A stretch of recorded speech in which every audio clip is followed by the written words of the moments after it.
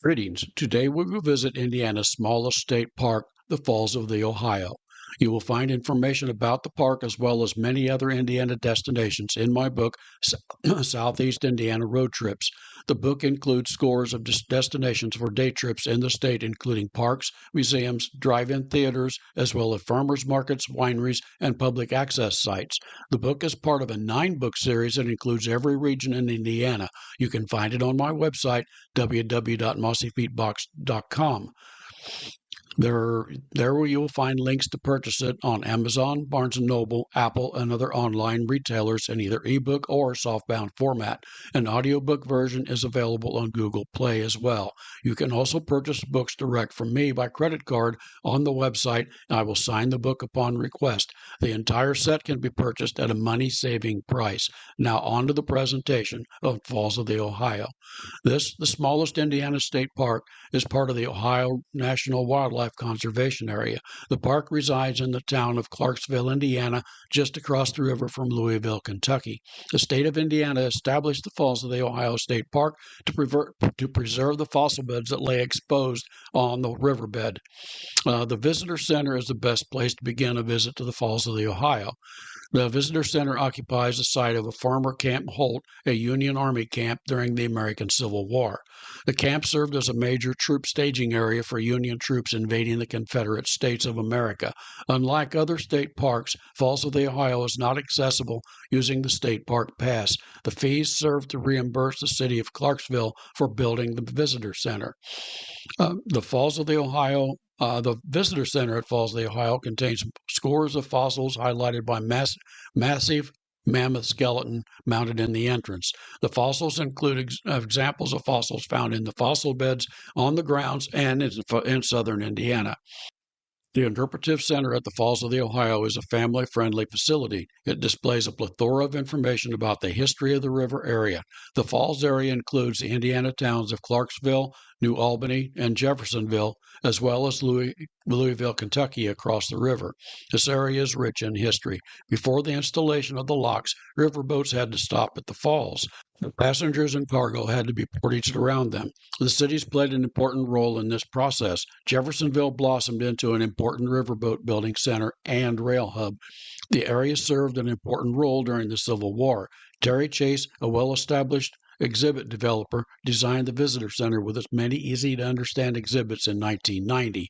The visitor center actually has been redesigned probably at least twice since then, so it doesn't probably look the same as it did when we were there. Anyway, the visitor center serves as a wonderful natural history and history museum of the Falls of the Ohio area. The 390-million-year-old fossil beds at Falls of the Ohio State Park are among the largest naturally exposed Devonian fossil beds in the world.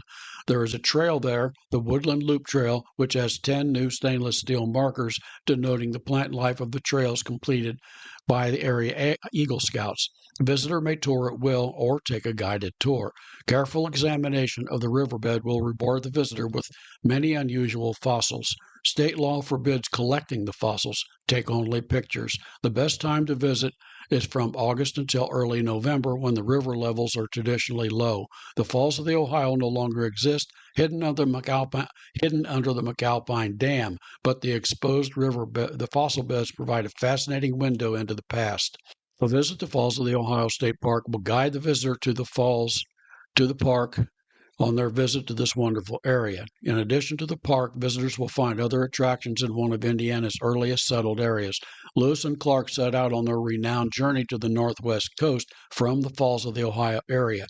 Visitors can visit the George Rogers Clark home site where the trek started, as well as other fun places to visit in Clark and Floyd County. The 7-acre tract that forms the George Rogers Clark home site is officially part of the Falls of the Ohio State Park. The site contains a reproduction of the cabin of George Rogers Clark, a reproduction of the black slave family that were his servants, the McGees, a picnic area, boat ramp, and historical markers. Though humble, this spot, the United States of America, the Lewis and Clark expedition.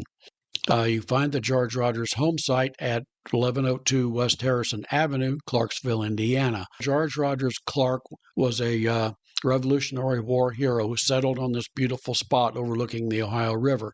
General Clark's fame came from his exploits during the winter of 1778, during which he captured the 3 British posts in Illinois country, Vincennes, Cahokia, and Kaskaskia. This courageous expedition, composed of 175 men, took these posts without firing a shot, thus securing what would become the Northwest Territory from the British. Congress carved 6 states from this immense territory: Indiana, Illinois, Michigan, Wisconsin, Minnesota, and Ohio. Clark borrowed money to fund the expedition. The United States government never properly compensated him for his exploits, and he spent most of his last days dealing with financial difficulties. For his services, the state of Virginia awarded Clark 150,000 acres, called the Clark Grant. This grant makes up most of current-day Clark County, Indiana. Clark built a cabin and a grist mill on the spot occupied by the replica and lived there until 1809, when he had a stroke and fell into a fireplace, burning his leg. The leg needed amputation, so he could no longer operate the mill. He moved to live with his brother-in-law in Kentucky, dying in 1818 after suffering another stroke. The cabin on the site is not the original cabin. There are no known drawings of that cabin, destroyed in 1854. This one comes from Ripley County, Indiana, near the town of Osgood. The state of Indiana moved it here in 2001. The smaller cabin is also a replica of the cabin occupied by Clark's servants, the McGees. Technically, slavery was illegal in the Northwest Territory, so any slaves that lived there became free when the Northwest Ordinance became law. Many, lacking money to buy land, signed indentured servants agreements with their former masters. The masters granted freemen an tract of land to them as payment after a set period of servitude. Interpretive panels describe the gathering, the Corps of Discovery. William Clark, General Clark's younger brother, occupied the cabin with his brother. He kept up a correspondence with President Thomas Jefferson, with whom both he and his brother George were friends. In 1803, he received a letter from Meriwether Lewis, requesting him to form up a company to explore the vast new acquisition, the Louisiana Territory, that Jefferson had purchased from France in 1803. The cabin thus became a staging area for the Corps of Discovery. The expedition, now known as the Lewis and Clark Expedition, launched on the nearby river. The Department of Natural Resources has erected several interpretive plaques outlining the beginning of this voyage and the men that took part in it.